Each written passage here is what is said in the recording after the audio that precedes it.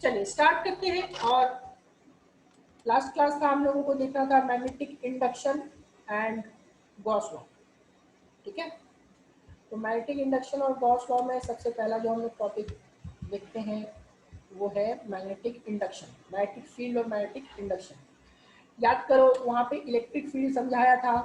Electric field समझाया था कि the area around a magnet, the area around a charge in which force of attraction can be experienced by another charge. ठीक है, तो यहाँ क्या होगा, force experience by force of magnet in external magnetic field. मतलब आपका external magnetic field में force जो होता है वो बाकी पोल्स के थ्रू वो एक्सपीरियंस किया जाता है। ठीक है, आप जैसे यहाँ पे एक मैंने बार मैग्नेट लिया, इसके चारों ओर आयरन फिल्म्स होती है, तो यहाँ पे ये आप कंपास रखोगे तो कंपास को इस एरिया में जब ले जाओगे तो कंपास रोटेट होता है। इससे क्या पता चलता है कि ये जो कंपास है वो आपका क्या कर रहा है, फोर्स फील कर रहा है। किसके वजह से, इस मैग्नेट की वजह से, मैग्नेट के एरिया में। तो इसको हम लोग क्या बोलेंगे कि ये फोर्स फील कर रहा है। तो इस एरिया का जो ये मैग्नेट की एरिया आ रहा है, ये देखो ये वाला एरिया, ये हमारा टोटल क्या है ना, ये मैं टोटल सही से नहीं बना पा रहा हूँ यहाँ पे। ये टोटल एरिया जहाँ तक दिखेगा ये क्या हो जाएगा, इस बार मैग्नेट का मैग्नेटिक फील्ड। ठीक है, सिंपल सी चीज है, the area around a magnet in which force is experienced by another magnet. ठीक है, उसको हम लोग क्या बोल देंगे, मैग्नेटिक फील्ड। ठीक है, magnetic induction of external field in terms of magnetic force explain by the monopole placed in it. ये हम लोगों को चीजें, दो चीजें इसमें देखनी है। तो सबसे पहले ये मैग्नेटिक फील्ड क्या है, ये चीज अभी समझा दिया ऑलरेडी, फिर से हम लोग देख लेंगे क्या है। देखो, it is the region around magnet where any other magnet experiences force. मतलब किसी भी मैग्नेट के अराउंड का वो रीजन जिसमें हम लोग दूसरा मैग्नेट को क्या फील हो, फोर्स फील हो, तो हम लोग क्या बोलते हैं उस फील्ड को, मैग्नेटिक। सेम चीज इलेक्ट्रिक फील्ड में बताया था, किसी भी चार्ज के अराउंड वो एरिया जिसमें दूसरा चार्ज क्या करे, फोर्स फील करे। वो अट्रैक्शन भी हो सकता है, रिपल्शन भी हो सकता है, वो बात की चीज है, बट फोर्स फील करेगा। नेक्स्ट क्या देखेंगे हम लोग कि मैग्नेटिक फील्ड इंडक्शन क्या है। वहां पे बताया था, याद करो, इलेक्ट्रिक फील्ड एंड देन बताया था इलेक्ट्रिक फील्ड इंटेंसिटी। बताई थी ना इलेक्ट्रिक फील्ड इंटेंसिटी।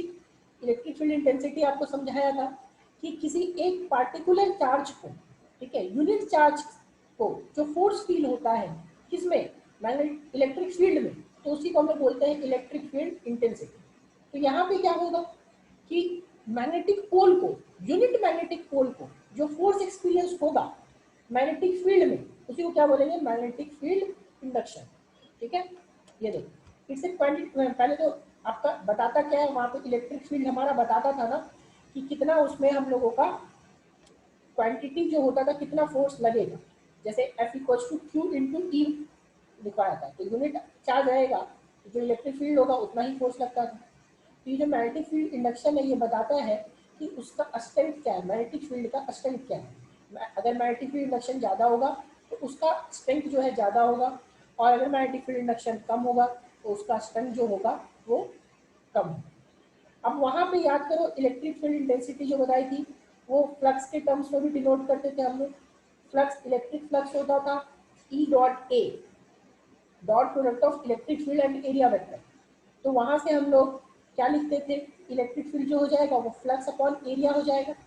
तो इसी तरह यहाँ पे भी हम लोग, यहाँ पे हम, आपका आवाज आ रहा है, अरे मम्मी,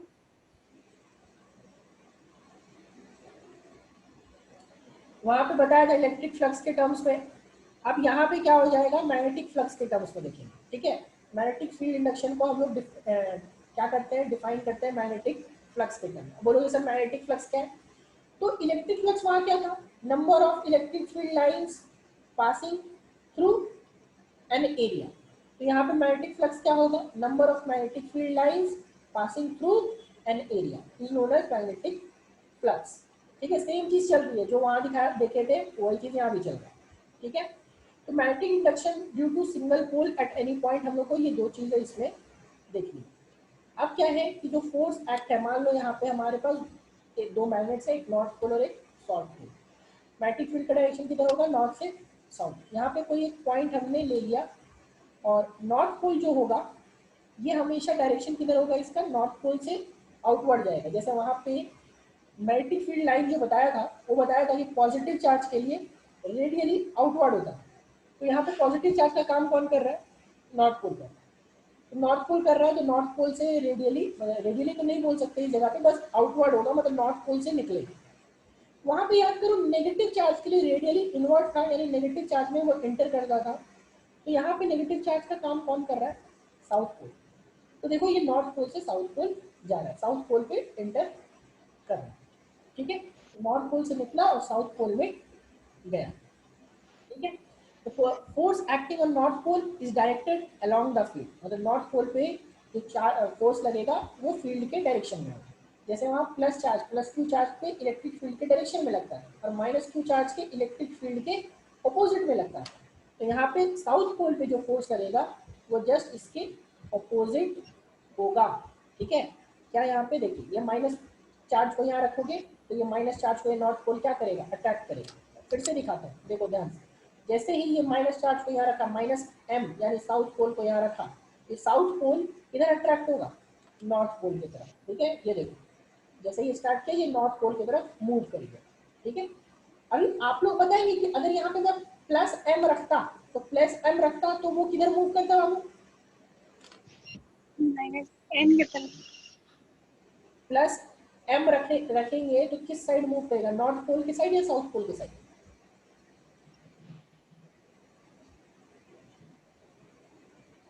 सबका जवाब नहीं आ रहा। साइड मूव करेगा। ठीक है, नॉर्थ, अगर माइनस एम था तो वो नॉर्थ के साइड मूव किया, प्लस एम रहता तो वो साउथ की साइड मूव करेगा। क्यों? क्योंकि उसमें आपका फोर्स जो लगेगा, ठीक है, प्लस एम रखेंगे नॉर्थ पोल, उसमें क्या लगता है? फोर्स जो लगता है अलोंग द फील्ड लगता है। ठीक है, नेक्स्ट आते हैं for acting, force acting on south pole is directed opposite to that of pole, इसीलिए यहाँ पे माइनस एम रखे थे तो वो नॉर्थ की तरफ आपका अट्रैक्ट कर गया। नाउ अब बात करते हैं मैग्नेटिक फील्ड स्ट्रेंथ की। मैग्नेटिक फील्ड स्ट्रेंथ बोलो या फिर मैग्नेटिक फील्ड इंडक्शन बोलो या सिर्फ मैग्नेटिक इंडक्शन बोलो, तीनों का तीनों नाम एक ही है। कहीं कहीं पे लिखेगा मैग्नेटिक फील्ड स्ट्रेंथ, कहीं कहीं पे लिखेगा मैग्नेटिक फील्ड इंडक्शन, कहीं कहीं पे लिखेगा magnetic flux density. Magnetic flux density भी यही चीज है। ठीक है, मैग्नेटिक इंडक्शन को ही बोलते हैं मैग्नेटिक फ्लक्स डेंसिटी। नाउ अभी क्या है कि जो स्ट्रेंथ ऑफ मैग्नेटिक फील्ड है वो एक वेक्टर क्वांटिटी के टर्म्स में हम लोग रिप्रेजेंट करते हैं, जिसको हम लोग बोलते हैं मैग्नेटिक फील्ड इंडक्शन।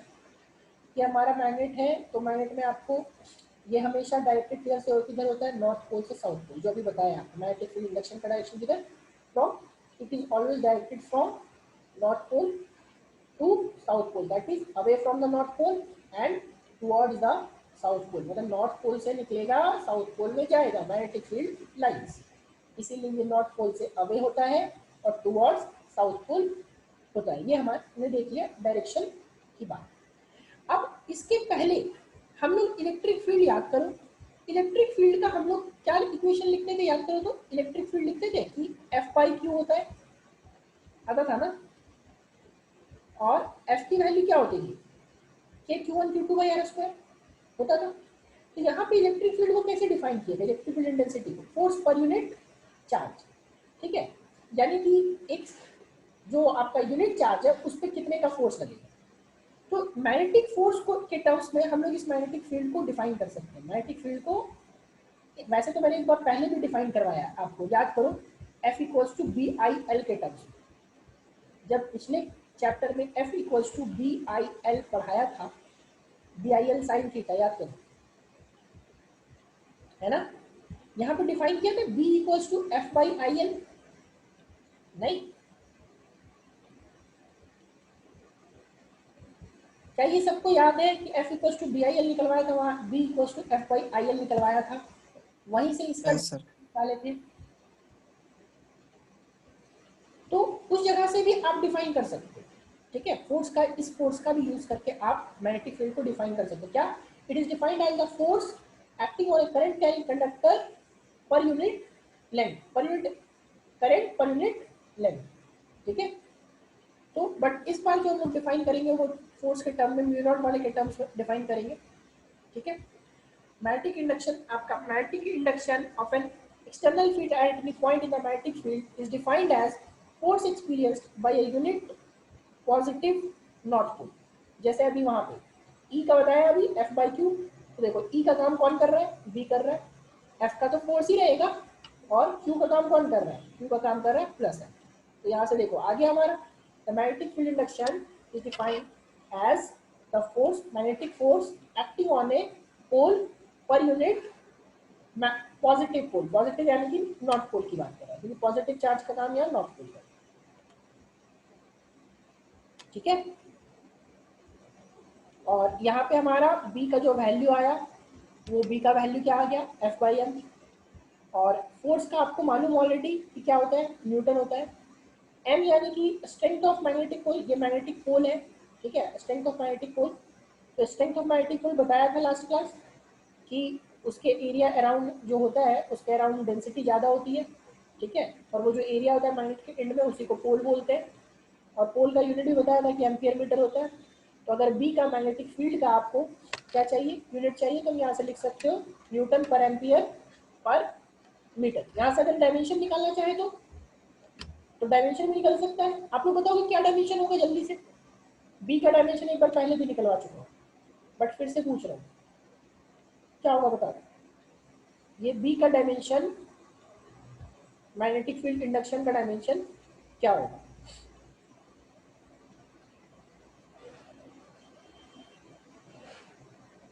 बताइए।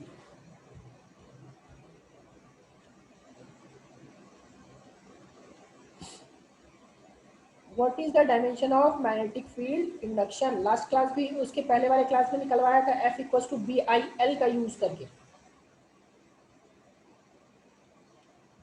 यहाँ पे आप निकाल सकते हो B का यूज करके, B इक्वल टू F/m का यूज करके। जल्दी से सब निकालिए और बताइए मैग्नेटिक फील्ड इंडक्शन का डायमेंशन।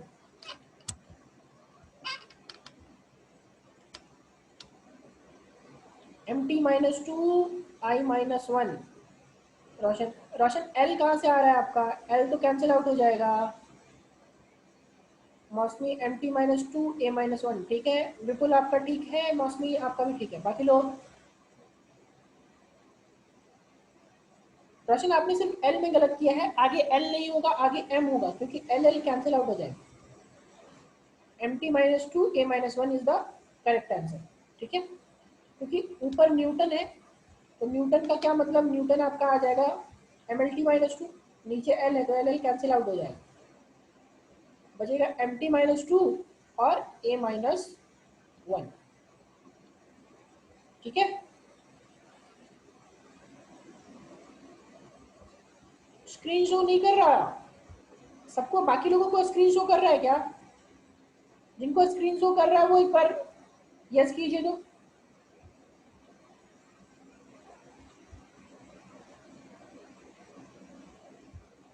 सबको, बाकी लोगों को तो शो कर रहा है श्रेया, एक बार आप रिज्वाइन करो, देखो। रुक जाओ मैं एक बार फिर से कर देता हूँ।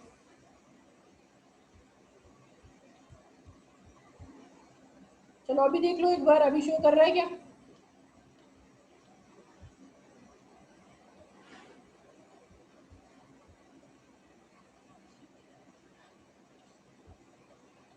चलो ठीक है, तो यहाँ पे हमने b की वैल्यू आ गई, और b की वैल्यू का हमने यहाँ पे डायमेंशन निकाल लिया। डायमेंशन क्या हो गया, MT-2 A-1, ठीक है।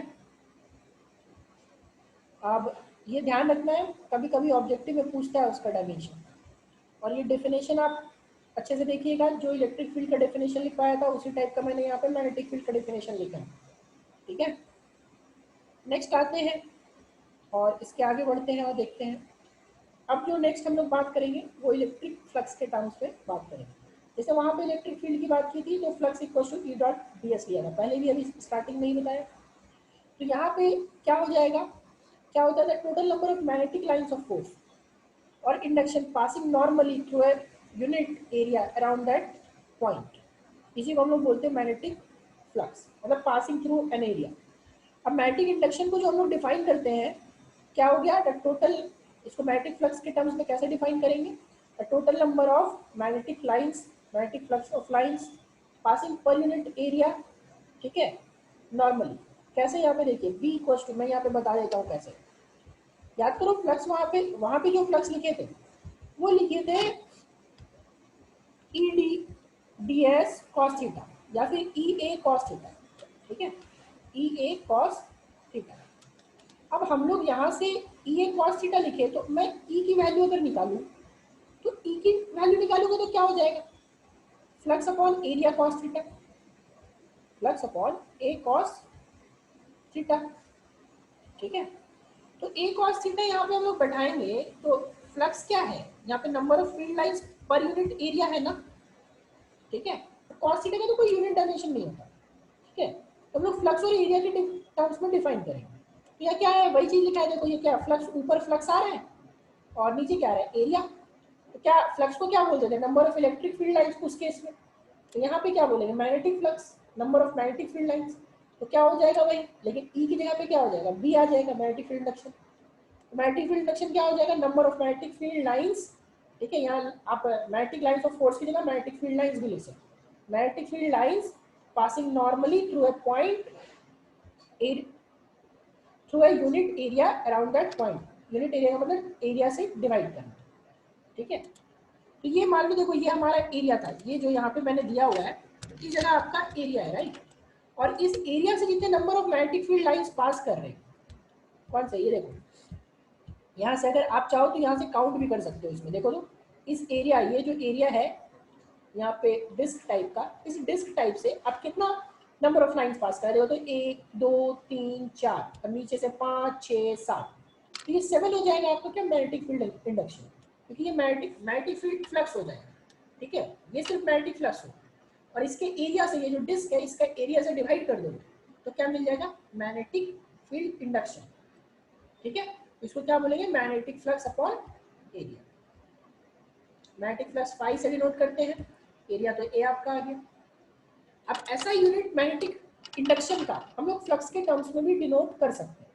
यहाँ इसके पहले जो देखा वो देखा था न्यूटन पर एम्पियर पर मीटर, लेकिन हम लोग क्या करेंगे, फ्लक्स के टर्म्स में डिनोट करेंगे। और फ्लक्स का याद करो वहां भी बताया था वेबर, ठीक है। तो यहाँ पे मैग्नेटिक फ्लक्स का जो हो जाएगा वो वेबर लिखेंगे, ठीक है। एरिया का मीटर स्क्वायर आपको पता है, तो मैग्नेटिक इंडक्शन का, मैग्नेटिक फील्ड इंडक्शन का एक और यूनिट मिल जाएगा क्या, वेबर पर मीटर स्क्वायर। और वेबर पर मीटर स्क्वायर को ही हम लोग बोलते हैं टेस्ला। टेस्ला मैंने आपको लास्ट चैप्टर में बताया था कि F इक्वल्स टू BIL होता है, तो बी को का यूनिट जो होता है वो टेस्ला होता है। चलो अब वहां पे एक आपको बताया था टेस्ला को गॉस में कन्वर्ट करने का। आप लोग बताओगे कि 1 टेस्ला इक्वल्स टू कितना गॉस होता है,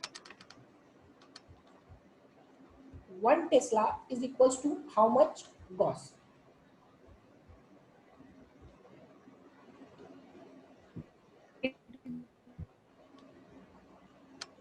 10 to the power 4. 10 to the power 4, ठीक है। चलो कुछ याद है इसका मतलब कुछ लोगों को, ठीक है। 1 टेस्ला इक्वल्स टू 10। आशीष आपने गॉस की वैल्यू बता दी, ठीक है, उसमें कंफ्यूजन नहीं करना है आपको। देखो 1 टेस्ला इक्वल्स टू होता है 10 टू द पावर 4 गॉस, ठीक है। 1 tesla equals to 10 to the power 4 gauss. या फिर अगर आप गॉस पूछोगे तो 1 गॉस यानी G 1 G equals to 10 to the power -4 tesla. ये उल्टा बता दिया क्या मैंने, नहीं ठीक है। 1 gauss equals to 10 to the power -4 tesla, ठीक है।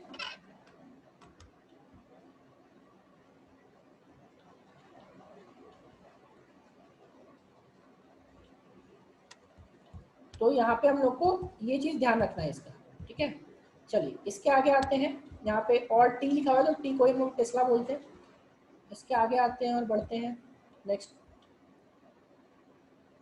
चलो सीजीएस सिस्टम यूनिट गॉस लिख दिया है और 1 tesla equals to 10 to the power 4 gauss. Dimension भी लिख दिया बी का यहाँ पे कि mt -2 a -1। ध्यान रखिएगा सब कुछ लिखा हुआ है, बस आपको नोट सही से बना लेना है। स्लाइड्स देख लेना, नोट्स बना लेना। क्लास के ड्यूरेशन में अभी बनाना है बना लो, स्क्रीनशॉट लेना है ले लो, बाद में नोट्स भी बना सकते हो, ठीक है। यहाँ पे 1 tesla equal to 10 to the power 4 gauss, dimension mt minus 2 a minus 1। Next topic पे आते हैं। अब स्ट्रेंथ ऑफ मैग्नेटिक फील्ड एक सिंगल पॉइंट के वजह से या सिंगल पोल की वजह से क्या होता है। याद करो वहां पे इलेक्ट्रिक फील्ड बताया था के क्यू बाई आर स्क्वायर होता था ना। के की वैल्यू कितनी होती थी 1/4 तो यहाँ पे जो मैग्नेटिक फील्ड इंडक्शन होगा वो होगा सिर्फ आपको उसी के टर्म्स में μ0/4 पाई। वहाँ पे के का काम कौन करता है, यहाँ μ0/4 पाई का 1/4 पाई एप्सिलॉन नॉट का काम करता है μ0/4 पाई। पहला आएगा μ0/4 पाई। क्यू, तो क्यू का काम कौन करता है प्लस एन, तो यहाँ पे आएगा देखो μ0/4 pi into plus N upon upon वहाँ पे क्या होता था आर स्क्वायर, तो यहाँ पे हो गया μ0/4 pi into M by R square या फिर डी स्क्वायर, अब भी आप ले सकते हो अगर दोनों के बीच का डिस्टेंस डी है। देखो सारी चीजें रिलेट करके मैं बता रहा हूँ, सारी चीजें आपको समझ में आनी चाहिए कि वहाँ पे आप के क्यू बाई आर स्क्वायर पढ़े तो यहाँ पे हो गया μ0/4 pi into M by R square, क्योंकि वहाँ पे क्यू का काम यहाँ पे एम करना है। ठीक है, तो ये चैप्टर बहुत आसान तो नहीं बोलेंगे, ठीक है, बट बहुत ज़्यादा रिलेटेड है। अगर इलेक्ट्रोस्टैट्स आप सही से पढ़े होंगे, वो अच्छा से पढ़ लेंगे, तो डेफिनेटली ये चैप्टर में आपको बहुत सारी चीज़ें तुरंत ही समझ में आ जाएगी। ठीक है, तो ये हमारा मैग्नेटिक फील्ड होता है, मैग्नेटिक फील्ड इंडक्शन होता है किसी एक सिंगल पोल के वजह से, कितना μ0/4 pi M by R square. ठीक है, where M is the pole strength, R is the distance and μ0 is the electrical magnetic permeability of the free space. ठीक है, अब क्या होता है कि जो डायरेक्शन फाइंड करना है किसी भी जगह पे, याद करो वहां पे डायरेक्शन फाइंड करना था तो हम लोग हर जगह क्या करते थे, प्लस चार्ज पुट करते थे, और प्लस चार्ज पुट के यूनिट चार्ज पुट करते थे, याद कीजिए यूनिट टेस्ट चार्ज, और चेक करते थे कि वो प्लस चार्ज को जो ऑलरेडी प्रेजेंट चार्ज है वो अट्रैक्ट करेगा या रिपेल करेगा। अगर अट्रैक्ट करता था तो डायरेक्शन अट्रैक्शन के साइड लेते थे, रिपेल करता था तो डायरेक्शन रिपल्शन के साइड करते थे। तो यहाँ पे भी किसी भी मैग्नेट की वजह से मैग्नेटिक फील्ड का डायरेक्शन पता करना है तो हम लोग क्या करेंगे कि डायरेक्शन में एक यूनिट पोल लाएंगे, और यूनिट पोल लाने पे क्या करेंगे, देखेंगे कि वो अट्रैक्ट हो रहा है या रिपेल हो रहा है। तो अगर अट्रैक्ट होगा तो उस डायरेक्शन में होगा, रिपल्शन होगा तो यहाँ पे उस साइड में। जैसे यहाँ पे पी हमने पोल लाया, ठीक है, ये देखो मैग्नेट का यहाँ पे पी लेके आया, ये पोल है। अब ये बताओ ये नॉर्थ पोल इस पॉइंट पी को प्लस पोल को क्या करेगा, अट्रैक्ट करेगा या रिपेल करेगा। ये नॉर्थ पोल है, बताओ ये यूनिट नॉर्थ पोल है, ये यूनिट नॉर्थ पोल को ये नॉर्थ पोल क्या करेगा,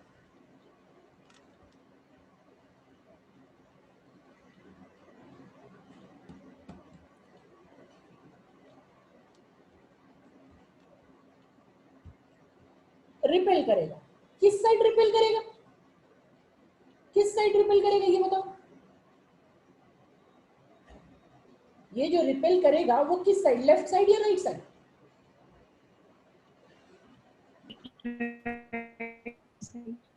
right side, right side, right side. तो ये यहाँ पे जो मैग्नेटिक फील्ड का डायरेक्शन होगा वो आपका राइट साइड हो जाएगा। यहाँ पे बोलेंगे कि इसमें ये नॉर्थ पोल की वजह से जो मैग्नेटिक फील्ड का डायरेक्शन है वो क्या हो जाएगा, इस साइड हो जाएगा। ठीक है, चलो ये हो गया नॉर्थ पोल की वजह से। अभी बताओ ये जो साउथ पोल है, साउथ पोल यानी कि -m, ये -m इसको अट्रैक्ट करेगा, ये तो सबको समझ में आना चाहिए। और अट्रैक्ट करेगा तो किधर अट्रैक्ट करेगा ये बताओ,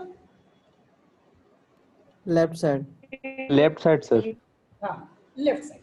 तो ये लेफ्ट साइड, तो ये साउथ पोल की वजह से ये लेफ्ट साइड इधर अट्रैक्ट होगा, तो ये जो साउथ पोल की वजह से जो यहाँ मैग्नेटिक फील्ड का डायरेक्शन होगा वो किधर होगा, लेफ्ट साइड होगा। ठीक है, ऐसे ही हम लोग कहीं पे भी आपका यूनिट मैग्नेटिक पोल रख करके हम लोग उसका क्या कर सकते हैं, डायरेक्शन पता कर सकते हैं। ठीक है, ये देखो नॉर्थ पोल की वजह से मैग्नेटिक फील्ड इधर आपका राइट साइड, साउथ पोल की वजह से आपका ये north pole. For north pole it is always directed from away from the north pole. ठीक है, अब नेक्स्ट आ जाएगा साउथ पोल। साउथ पोल का देखो इस साइड से इस साइड से, ठीक है, साउथ पोल का आपका किधर होता है, डायरेक्टेड टुवर्ड्स द साउथ, तो ये इस साइड से। ठीक है, तो ये था हमारा मैग्नेटिक फील्ड डायरेक्शन का, दो चीज निकालेगा, मैग्नीट्यूड एंड देन आपका डायरेक्शन। तो हमने मैग्नेटिक फील्ड डायरेक्शन का मैग्नीट्यूड भी निकाल लिया, मैग्नीट्यूड कितना μ0/4 pi m by R square, same as electric field that is kq by R square के सिमिलर। वहां पे भी चेक करने का तरीका बताया था, यही चीज यहाँ पे भी चेक करने का तरीका सेम था। ठीक है, नेक्स्ट इसके बाद हम लोग आएंगे कि जो भी मैग्नेट है उस बार मैग्नेट को अगर हम लोग सस्पेंड करते हैं तो क्या चीजें होती हैं। ठीक है, याद करो टॉर्क। वहां पे इलेक्ट्रिक डाइपोल को जब हमने सस्पेंड किया था इलेक्ट्रिक फील्ड में, इलेक्ट्रिक डाइपोल था, ठीक है, दो चार्जेस होते थे, माइनस चार्ज और प्लस चार्ज, उसको इलेक्ट्रिक फील्ड में डाला था। तो इलेक्ट्रिक फील्ड में डाला था तो वहां पे क्या लगा था आपका, उस पर टॉर्क लगा था, रोटेट हुआ था, और टॉर्क की वैल्यू आई थी क्या, पी क्रॉस ई। पी क्रॉस ई की वैल्यू यानी पी साइन थीटा आया था। पी का वैल्यू क्या था, पी का जो वैल्यू था वो था क्यू इंटू टू ए, याद कीजिए। तो यहाँ पे भी सेम चीज होगा, किसी मैग्नेट को आप डालोगे एक्सटर्नल मैग्नेटिक फील्ड तो उस पर क्या लगेगा, टॉर्क लगेगा, और वो मैग्नेट जो है रोटेट होने लगेगा। जब मैंने टॉर्क बताया था स्टार्टिंग में तो मैंने आपको डाइपोल को दिखाया भी था, एक सिमुलेशन दिखाया था, जिसमें वो डाइपोल जो था वो ऐसे ऐसे रोटेट हो रहा था जैसे ही एक्सटर्नल फोर्स लगाते हैं। तो इसी तरह इस मैग्नेट को भी अगर एक्सटर्नल मैग्नेटिक फील्ड में डालोगे तो मैग्नेट ऐसे ऐसे करके रोटेट होगा। ठीक है, क्यों, क्योंकि उस पर लगता है टॉर्क, और वो टॉर्क की वैल्यू ये डिराइव कर रखी है मैंने, पी क्रॉस ई। तो आपको क्या करना है, ये डेरिवेशन आपको खुद से प्रैक्टिस करनी है जो मैंने इलेक्ट्रिक फील्ड में करवा रखा है। आपको पूरा का पूरा वही डेरिवेशन करना है। ई की जगह पे रिप्लेस कर देना है बी को, और पी की जगह पे, पी यानी इलेक्ट्रिक डाइपोल की जगह पे रिप्लेस कर देना है कैपिटल एम को, यानी मैग्नेटिक मोमेंट। और वहां पे चार्ज था P इक्वल्स टू था Q इंटू टू ए, तो यहाँ पे हो जाएगा Q की जगह पे M, M इंटू M क्या, पोल स्ट्रेंथ, इंटू 2L यानी मैग्नेटिक लेंथ। ठीक है, और पूरा का पूरा डेरिवेशन खुद से आपको करना है क्योंकि मैं ऑलरेडी ये डेरिवेशन करवा चुका हूँ। ठीक है, तो M cross B equals to M B sine theta. ठीक है, चलो अभी इसके बाद याद करो कि हमने टॉर्क को वहां पे रखा, इलेक्ट्रिक डाइपोल को इलेक्ट्रिक फील्ड में डाला, तो उसकी कुछ एनर्जी होती थी, potential energy, potential energy of dipole in electric field. आप लोग बताओगे उसका फॉर्मूला क्या होता था, पहले तो ये बताओ।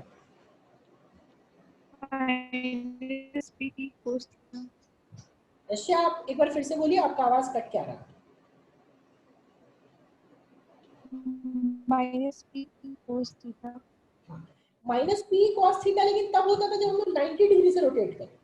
अगर 90 से रोटेट नहीं करते थे, थीटा 1 से थीटा 2 रोटेट करते थे तो होता था U P E cos theta 2 minus cos theta 1। याद करो, 90 डिग्री वाला ने बताया था कि माइनस पी कॉस थीटा होता है। ये चीज ध्यान रखना, ये ऑब्जेक्टिव में पूछता भी है। जब वहां पे बताया था तो वहां पे पी कॉस थीटा जा करके देखना, P cos theta 2 minus cos theta 1 होता है। तो सेम वर्क डन यहाँ पे भी, हम डाइपोल, मैग्नेटिक डाइपोल को, मैग्नेट को रोटेट करवाएंगे तो यहाँ पे भी वर्क डन होगा। और जो वर्क डन होगा थीटा 1 से थीटा 2 रोटेट करने पे, ये देखो वर्क डन जो आएगा वो आएगा एम बी कॉस थीटा, वहां पे minus P E cos theta 2 minus cos theta 1 होगा। ठीक है, देखिए क्या लिखे थे मैंने वहां पे, जो डिराइव करवाया था आपको वो ये करवाया था, u equals to minus P E cos theta 2 minus cos theta 1। Derive करवाया था कि नहीं करवाया था, बताइए, याद है किसी को, नहीं याद?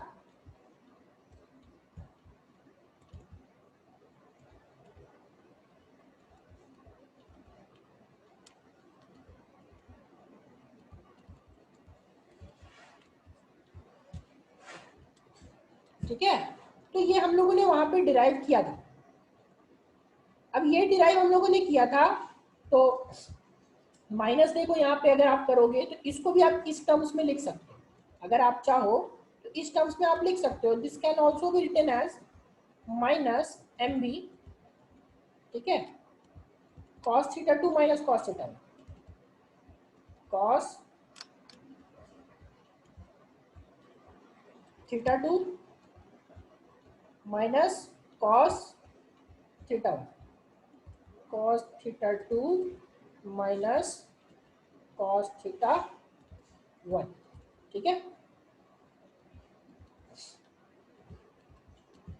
आप इसको ऐसे भी याद रख सकते हो क्योंकि वहां इलेक्ट्रिक पोटेंशियल एनर्जी का आपका यही फॉर्मूला हम लोगों ने देखा था। ठीक है, चलिए इसके बाद आते हैं और इसके बाद की चीजें देखते हैं।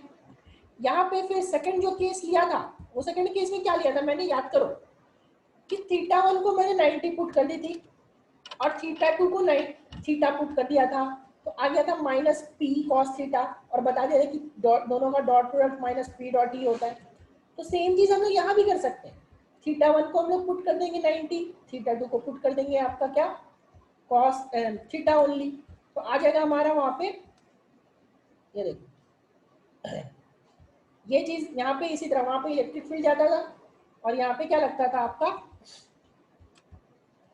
फोर्स लगता था डाइपोल पे। डाइपोल पे यहाँ पे मैग्नेटिक फील्ड के डायरेक्शन में नॉर्थ पे इस साइड लगेगा और अपोजिट साइड में लगेगा, तो दोनों पे फोर्स लग रहा है, ये क्या होगा रोटेट वर्क डन करना पड़ेगा। वर्क डन क्या हो जाएगा डिफ्लेक्टिंग थीटा से। अगर थीटा 1 इस बार 0 डिग्री ले लिया और थीटा 2 क्या ले लिए थीटा, यहाँ पे 0 से क्या ले लेंगे थीटा, 0 से थीटा में डिफ्लेक्ट करेंगे तो क्या हो जाएगा mb1 minus cos theta. Theta ध्यान रखना है ये formula mb1 minus cos theta तभी वैलिड है जब थीटा 1 की वैल्यू 0 डिग्री और थीटा 2 की वैल्यू थीटा लगेगी। ठीक है, चलो बताओ क्या यहाँ तक सबको क्लियर है? क्या सब रिलेट कर पा रहे हो कि जो जो चीजें इलेक्ट्रिक फील्ड में पढ़ी थी वही वही चीज मैग्नेटिक फील्ड में पढ़ रहे हैं?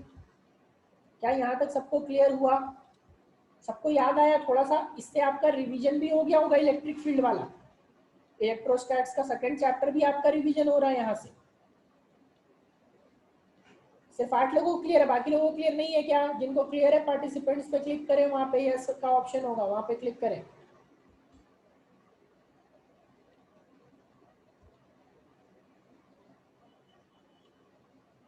सारी चीज आपकी ये सब इलेक्ट्रोस्टैट्स में बता रखी है मैंने।